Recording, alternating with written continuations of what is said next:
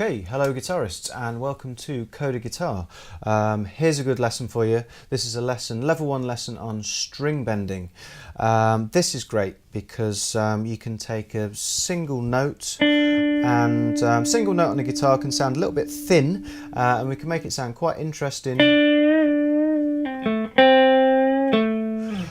just by giving it a bit of a tweak, just bending it up and down a bit, and great for all styles of music, blues, rock, metal, funk, reggae, anything you can think of.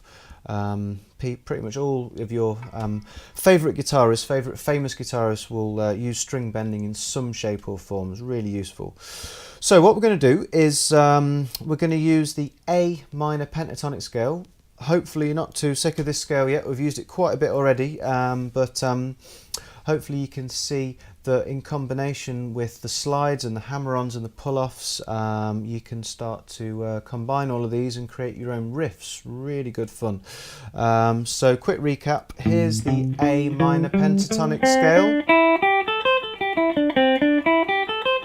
Now we learnt it using a little finger before, but we're actually going to use a third one now because we're going to be bending with our third finger, and it's much more solid, much more secure doing it this way. So I'm just using finger 3 on fret 8 of the top 2 strings there, so diagonal hand position. Okay. If you've not already checked out the free level 1 lesson on A minor pentatonic scale, check it out, come back to this in a minute. There's also the fretting riffs, free fretting riffs lesson, which is really useful. But moving swiftly on, string bending, all we're doing is we're just scooping the note up. What I'm doing is a couple of things to think about. I'm getting underneath the note. So first of all, we're going to start on string 3. This is quite a good one to start with. And I'm going to fret 7 with finger 3. Now I'm going to scoop this up. So I want to get underneath the string a little bit. If I get on top of it, I might try and push up and I've left the string behind there. Don't want to do that. What you want to do is you want to be quite flat and you scoop it up from underneath, so hopefully the string's not going to ping out from underneath your finger. Also, really important, get a clamp on the go. Now often we reckon it's not necessarily great to get your thumb over the top of the neck when you're playing, but for bends it's really good. This is ideal. Clamp, thumb on the top, so I'm on like fret 5 here for this fret 7 bend, and the base of my first finger, if you can see that, I'm going to be just around here. I'm going to be clamping underneath the neck, and so what I'm doing there is I'm twisting. I'm not actually wanting to flex my fingers like this. I'm actually going to keep my fingers quite solid, and I'm going to be twisting from like my wrist, even my whole forearm, but it's mainly a movement from your wrist. So if you can see, my fingers aren't moving there because those joins are staying the same. But if you can see just by flicking my wrist how much movement I can get with my third finger, that's how we're going to bend.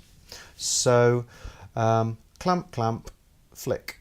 Okay, so on to fret 7 of the third string of the G. So you can see I'm not moving that finger at all. It's not flexing like that, it's just keeping solid, and it's the wrist movement which is giving me that bend. And also you can often, it's a really good idea to support the finger that's bending with other fingers on the same string. So definitely finger 2, sometimes finger 3 as well. You can either be one finger per fret, and try that. Just makes you feel much more in control, much more secure, because it can be a little bit putting a lot of strain there on my third finger, whereas I'm even just with finger 2 there, really feel like I'm in control of what I'm doing. Okay, so I personally often just use those two because I actually do a little bit of muting with this hand just to control this, with finger 1 just to control the sound, but don't worry about that. whatever's easiest for you. Fingers 1, 2, 3, just fingers 1 and 2, that's fine. And try and bend up, doesn't matter how far, just bend up and come back down again.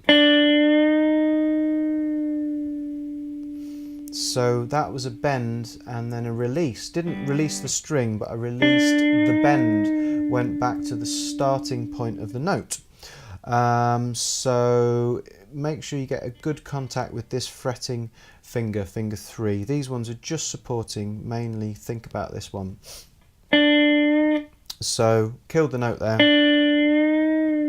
Got to make sure I keep fretting this correctly. Bend and release, really good practice to see if you're bending properly.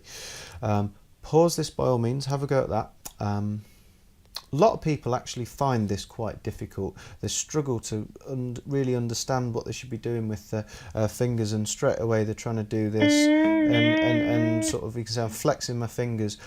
Doesn't feel like I'm quite as much in control of what I'm doing there, and some guitarists like to do really big bends, sometimes like 3 or even 4 frets, and it's much easier. It's much easier to do a big scoop there if you use your whole hand, because if you think about it, your wrist is much stronger than an individual finger. So if you scoop with your whole hand, you're supporting this finger, whereas if you just try and flex, that finger's trying to kind of work on its own almost.